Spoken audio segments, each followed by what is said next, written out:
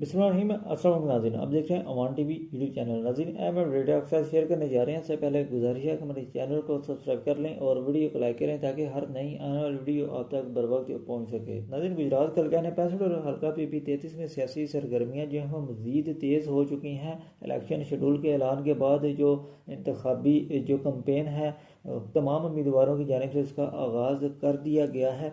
हल्का NA 65 और हल्का PP 33 में चौधरी नसीर अब्बास सिद्धू और चौधरी तनवीर कोटला को एक बड़ी सियासी कामयाबी हासिल हुई है। चंद रोज़ कबल कोटला कासिम खां में एक सियासी जो मीटिंग का इनेकाद किया गया, जिसमें साबिक chairman union council Kotla Qasim Khan Chaudhry Akhtar ने अपनी तमाम बरादरी और संगदड़े समेत उम्मीदवार बराए MNA चौधरी नसीर अब्बास सिद्धू और उम्मीदवार बराए MPA चौधरी तनवीर कोटला की हमायत का ऐलान कर दिया है।